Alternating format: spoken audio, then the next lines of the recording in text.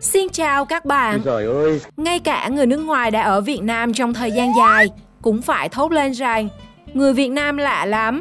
Họ hành động không giống lệ thường. What? Ngay khi bạn nghĩ họ chỉ là một người thương tật ốm yếu, thì ngay lập tức họ biến hình thành siêu nhân cứu người.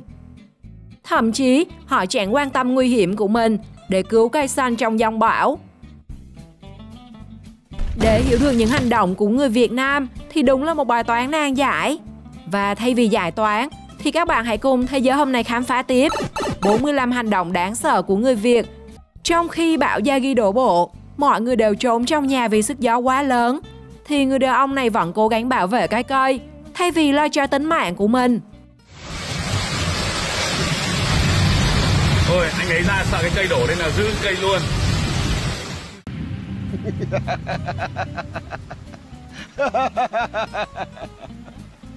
Thông minh lắm.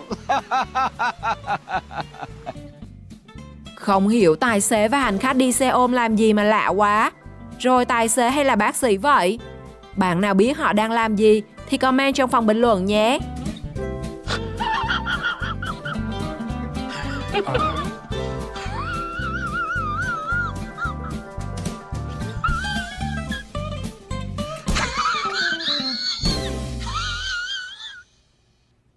Con bò gọi người đàn ông nằm võng dậy, nhưng ông ta lại dùng tay xua nó đi. Thế là trước khi đi, nó còn tặng cho người đàn ông một đạn nhớ đời.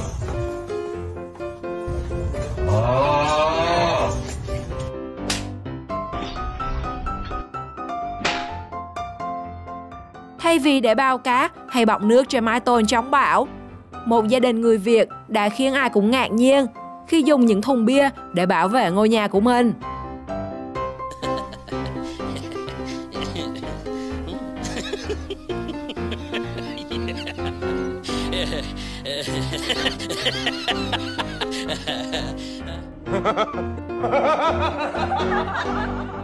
Bão đi qua, mặc cho nước lụt, bà ngoại vẫn ra công viên tập thể dục như mọi ngày.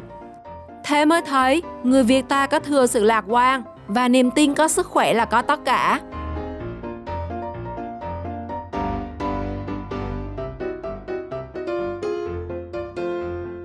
Rõ ràng là trời không mưa, sao chỗ ngồi của cô gái lại chảy nước liên tục một cách kỳ lạ các bạn nhỉ?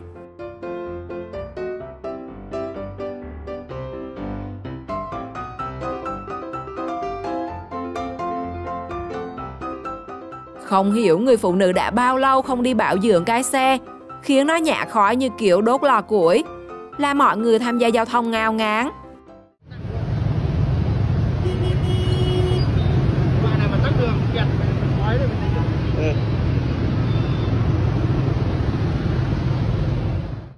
Diễn biến khác, hai anh shipper không biết đang chở hàng gì mà ai thấy cũng sợ.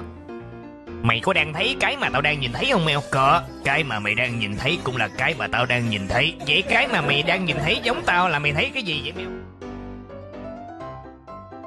Tài xế ô tô có pha đi qua vũng nước mà không phải ướt dày, khiến ai cũng muốn học theo nhưng đành bất lực.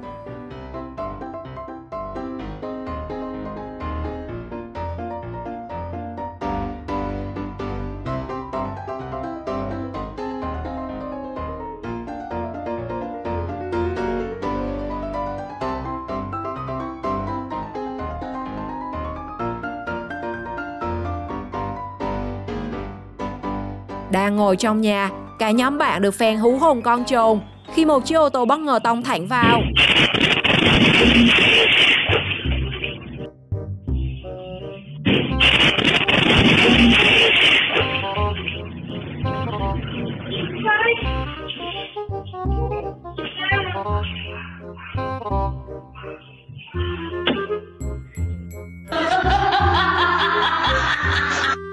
Dù đang bị thương ở chân và phải chống nạn, nhưng khi nhìn thấy người bị nước lũ cuốn, không ai biết bằng sức mạnh nào mà chàng trai đã vượt lên cơn đau để cứu người một cách khó tin.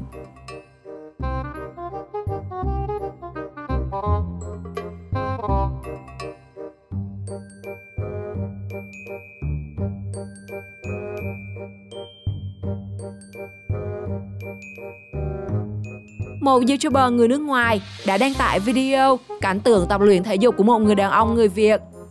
Không hiểu ông ấy đang tập bài gì mà động tác đáng sợ quá.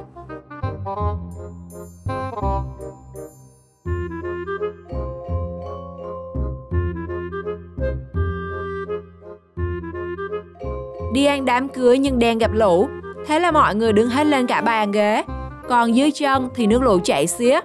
Kiểu này thì bao giờ mới được ăn tiệc đây các bạn?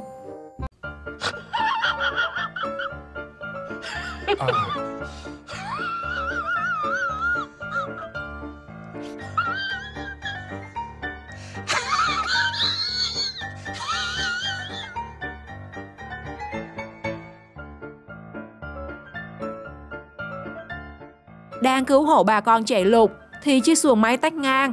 Đến khi sửa thì người đàn ông mới tá hỏa khi phát hiện vật lạ quăng vào bánh lái. Đã vội rồi, nhà bão biển. Người đây còn mắc rồi.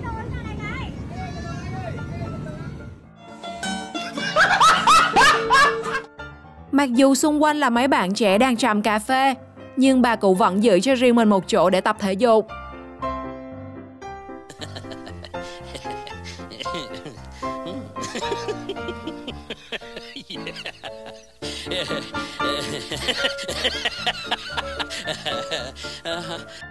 Cùng chung một quán, nhưng nhìn mấy cô gái ngồi nhậu bên cạnh khiến các chàng trai phải khiếp sợ.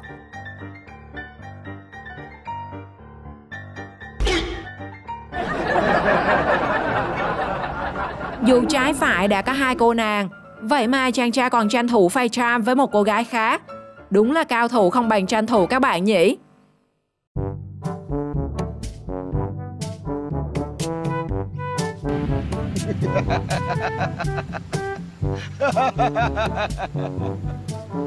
Thông minh lắm.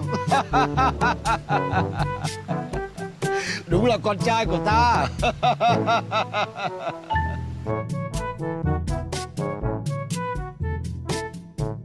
Người xem đứng hình khi nhìn thấy tên cuốn sách.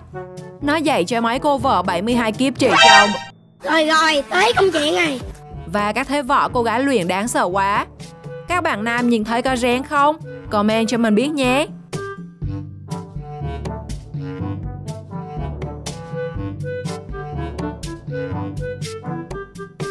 Niệm luôn rồi.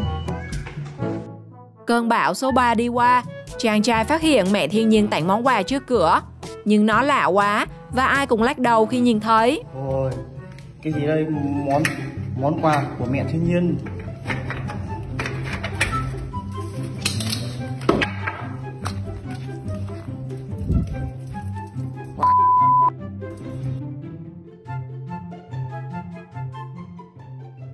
Thấy đường sạt lở, người đàn ông vẫn đi qua.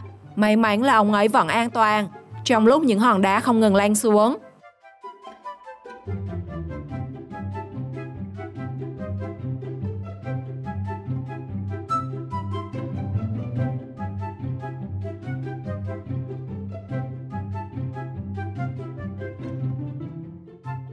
Lồng chim xưa rồi, nay ở Việt Nam, nhiều người chơi lồng Angry Birds khiến cả thế giới phải kinh ngạc.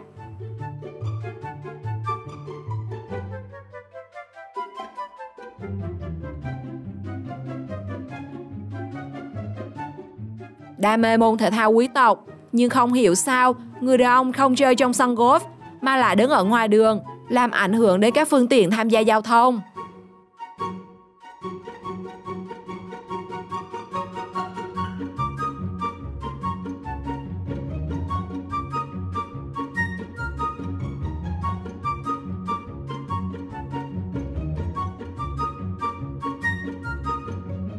Được tặng đồ từ thiện sau bão lụt, không hiểu sao ông cụ lụm ngay trước váy, mặc vào rất vui vẻ. Chẳng lẽ đến giờ ông cụ mới nhận ra giới tính thật của mình?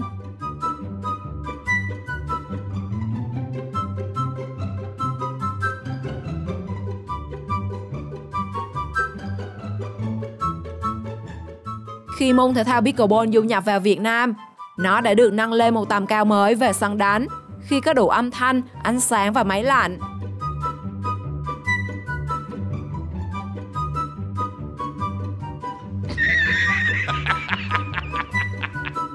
Cũng là bò vàng, nhưng Lamborghini phiên bản Việt Nam lạ quá các bạn à.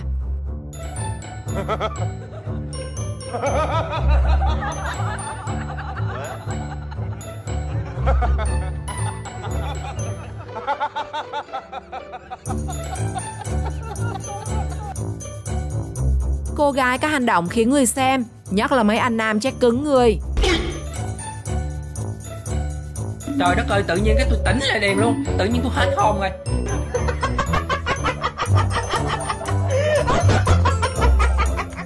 Không hiểu điều gì đã xảy ra, nhưng nhìn cảnh tượng cô gái chạy chiếc xe máy, hẳn là đầu tiên ai cũng sợ, và kế đến là gọi cảnh sát giao thông.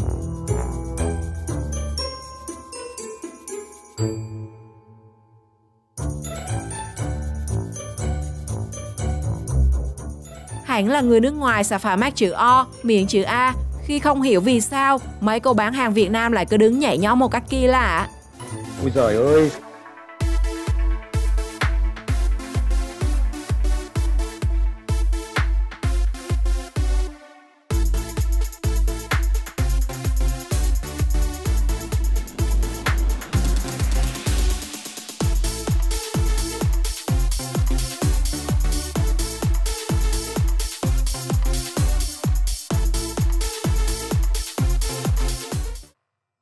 Việt Nam rất có kinh nghiệm sống chung với lũ, và ông cụ này là một điển hình. Trường Giang quần quần chảy về đâu, bạc đầu ngọn sóng cuốn anh hùng, thị phi thành bại theo dòng nước, sừng sững cơ đồ bỗng tay không. Không biết có phải vì mưa quá không, cô gái lại dừng xe trên cầu rồi thực hiện hành động kỳ lạ. Theo bạn có phải cô nàng đang cầu cho ngừng mưa không? 29H54851 dừng đỗ trên cầu chụp ảnh này. Làm cái trò gì đây?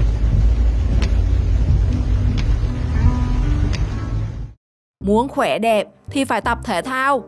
Nhưng không hiểu sao, dù đang lên đên trong sông nước, mà cô gái vẫn tập luyện rất nhiệt tình. Đúng là đam mê khó bỏ.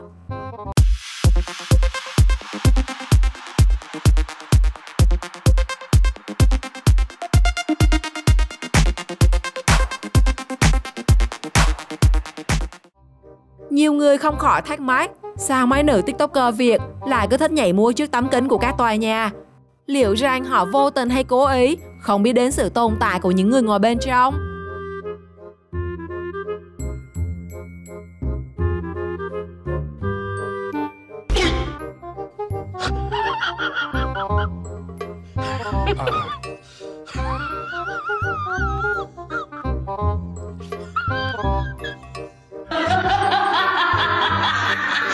Với lời rao hàng của anh chàng bán chanh, đến người Việt còn sốc, chứ nói chi người nước ngoài, đúng không các bạn? Trên Đồng Tháp ông nội xin chào bà ngoại tôi ấy, má tôi vô bệnh, ba tôi chở lên tới đây tôi bán có 10.000 bệnh kiếm tiền của vợ cô bác ơi. Trong khi bao người tìm chỗ trú mưa, thì người đàn ông lại thể hiện võ công cao cường của mình để làm gì nhỉ?